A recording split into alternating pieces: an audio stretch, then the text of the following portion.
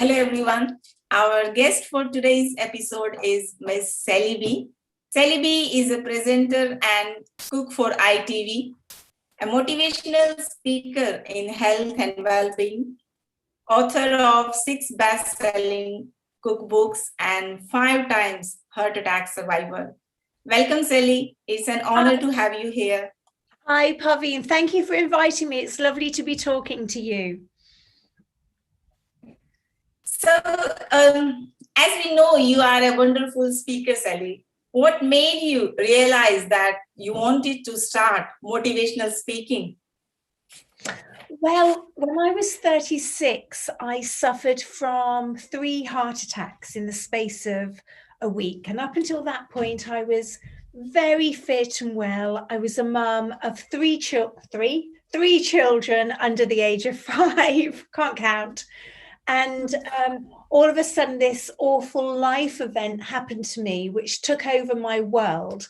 And I realized that once I'd come through the trauma of it, I realized that I had something to say that would really help other people feel better about their situation. So that's really why I started with the motivational speaking. And it's something that I do to myself every day. I speak to myself. I try to speak to myself in a motivational way every single day. Wow, that's amazing. You have survived 5 heart attacks, which is a miracle. How do you think this affected how you live and your perspective of life, Sally? It's affected it massively because I think people often say that, life is very short and you must make the most of it. And we all say those words, but we don't actually live it all the time. And I would say I do live it all the time. So although I wish these heart attacks hadn't happened to me, because obviously of the health problems I have, I can't say life is worse, because I would have to say life is better because I've had them, because I don't waste my time on silly things. I know truthfully, truly what matters in life, and I make the most of every day. My mantra is every day above ground is a great day. Wow. You are a TV chef, right? Where you share healthy recipes. Did your lifestyle changes drastically after the heart attacks? No, in fact, lots of people do think that, but actually I survived my heart attacks because I was very fit and well before. I've always eaten a healthy diet. I didn't drink, I didn't smoke. I always exercised. I had a diet full of healthy vegetables and fruits and fish, and that was one of the reasons that I survived, because I was so well. So no, it didn't drastically change. I just carried on doing what I was doing before. Oh, okay, that's great. And you have been very open with the world about your heart attacks and how life is after that. Why do you think it's important to share such experience and things like loss of hair? Because I think it's really, really important, because I consider myself to be very, very lucky.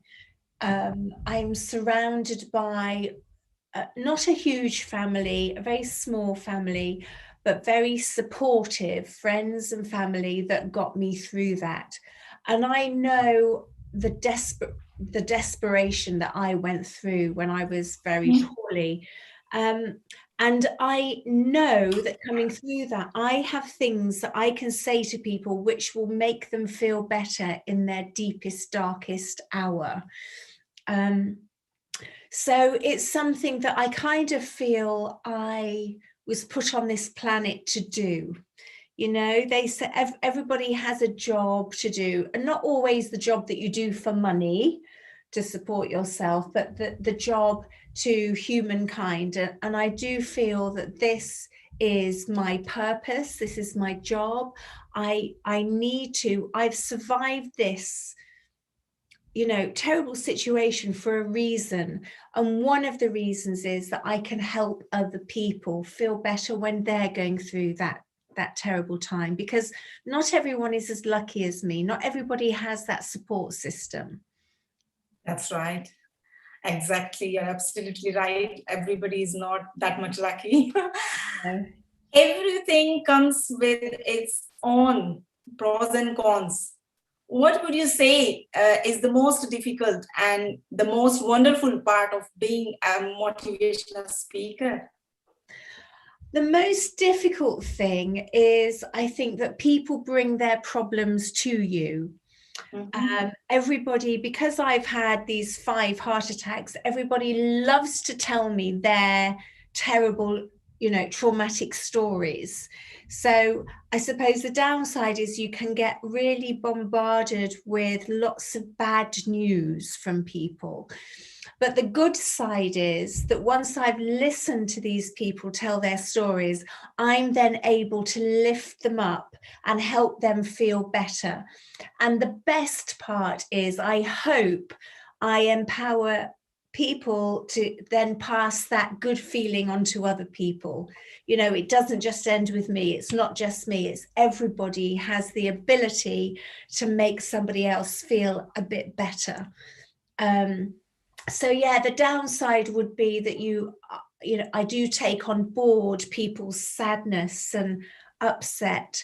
But the upside is definitely when you see them turn that round and start living again, because there's a big difference between just surviving and living. And that's what I had to learn to do. And that's hopefully what I help people do. That's great. And you have come out to be a very strong woman, Sally. If you could tell your younger self anything, what would it be?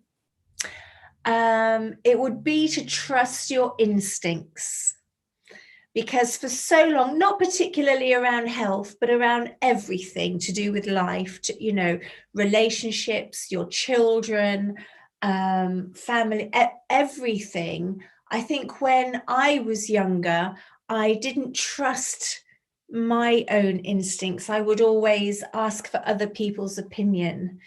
And now at the age of 53, I trust my instincts. I know that what I do is right for me and my family. And I will always listen to other people's opinion with an open mind and an open heart. But ultimately, I have to trust my instincts, because all you can do is do the best that you can do at that time. And I think that's the biggest lesson learned. That's true. And you are the trustee of Global Kidney Foundation. And what inspired you to join the organization? And what do you think is the importance of people getting educated about donating not only kidney, but organs? Do you know what? This is my absolute passion. And the work that the Global Kidney Foundation do, along with lots of other charities, is just incredible. Because I don't believe it matters what religion, what culture, we all are responsible for other humankind. And I don't believe there is a religion that would not want somebody else to live in the event of our death, or even with living donations, like you can donate a kidney, obviously, as a living. And so anything I can do to spread the message, to banish myths, to make people understand in all different communities that this is something that we have control over. You can't, if something happens to you or a loved one, God forbid, something awful happens and it's the most terrible time of your life, but still something good can come out of that. And I think it's really important that we continue to spread the message and just to educate people. I was speaking to a Hindu family, and they lost their son in a car accident. and they chose to donate his organs. And one thing that concerned them was their culture and their ritual and their religion about how they deal with the body afterwards. And they go around now telling everyone, we had what we wanted, we had the ceremony we wanted, but we were totally, it was right for us just to help another family live because this person had died. And living donation is one of the kindest acts you can ever do. If you were to I'd happily go on the list to donate my kidney. Nobody would want it because of all the medication that I take, but I think it's so important that we talk to our loved ones about what we would like to happen in the event of our death, but B, that we look up, no matter what our religion, our culture, our nationality, anything, that we just do what feels right. And going back to following our instinct, if it feels right for you to do it, then that's what you should do. And I think the Global Kidney Foundation support that and spread that awareness, which is really important. Yeah, exactly. And I really believe, Sally, what you just said. We never know what fate has stored for us. So better we can, do something while we are saying bye to this world. I'm also a registered donor, and I did this job in 2012. So it's really important, yeah. And we should also spread the awareness. We should try to educate people. It's really, you said well. And cooking is definitely a type of therapy, right? What made you fall in love with cooking? Well, so my children were all very young when I had my heart attacks. They were 4, 2, and 9 months old. So I wanted them to grow up. I've always enjoyed healthy eating, but I wanted them to grow up knowing that healthy food was the same as tasty food. There shouldn't be a difference between healthy food and tasty food. If there's something that you really want to eat, you can make it in a healthier way. And so it was really for them that I started writing my cookbooks and cooking on TV. I was working in media anyway, because it's so important that they believed that we can have control over our future health by what we eat, and we can. According to the medical books, I shouldn't be here today, and I am. And that's partly because I'm magical. That's partly because of the medication I take, but it's partly because of the way that I eat, which is really healthy. So this is definitely something we can control. So again, I wanted to spread the message and have no barriers to healthy food. I want everybody, again, any culture, any type of food you like, you can make it in a healthier way just by being more aware. That's true. And that's why maybe one of the reasons you survived after 5 heart attacks, isn't it? Exactly. It is. Yes. And anyone who would go through, this would be terrified. And you're definitely a very strong person, Sally. And if you don't mind me asking, how did you overcome your fears of treatments, deal with side effects and of the possibility of death? That was more difficult. It was more difficult emotionally than it was physically. Okay, so physically, I trusted the doctors. I trusted the medication, but emotionally, it was really hard. And so I would say it's a slow process of building confidence up bit by bit. And now, I mean, I had my first 3 heart attacks when I was 36, and then I had 2 more heart attacks when I was 49. So I've had the 5 heart attacks, and I'm now 53.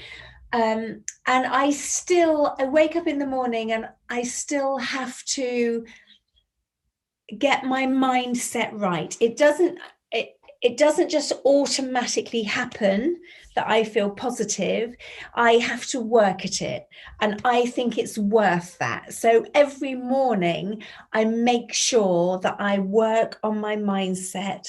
I understand the things that I do, the people that I surround myself with, the way that I move.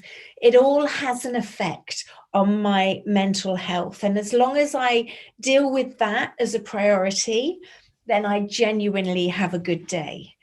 If I didn't proactively deal with my mental health each morning, then I would really struggle. So the message that I would give to anybody is that you have to be proactive. You have to make a decision to focus on good thoughts and not the bad thoughts. That's not to say you will never have the scary, fearful thoughts, but you can just move them out of the way and replace them with positive thoughts.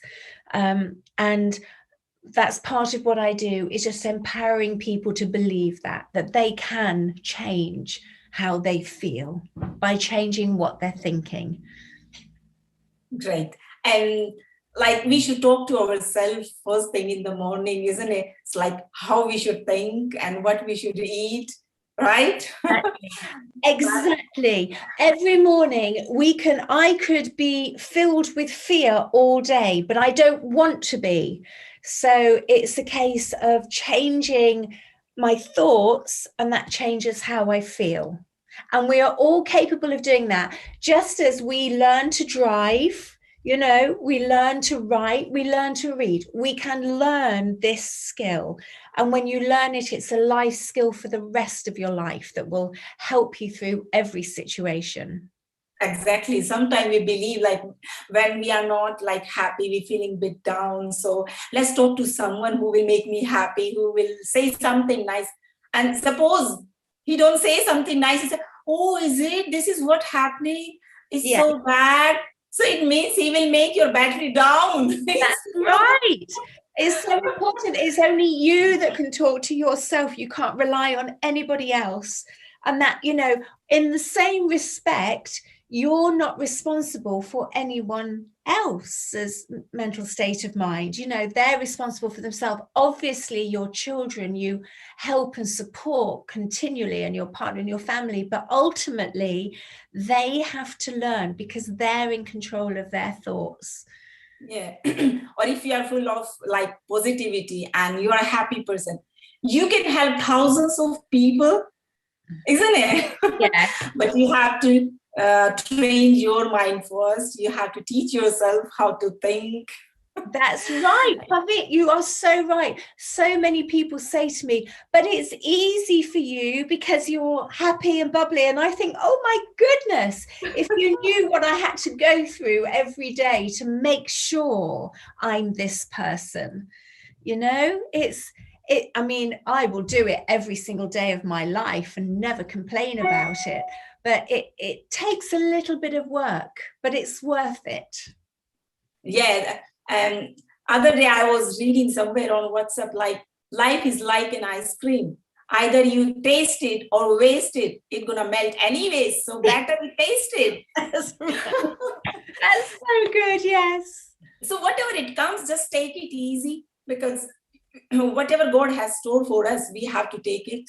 Yes. Either you cry or happy or whatever it is. So better you taste it the way life is like coming and giving you. Just take it easy.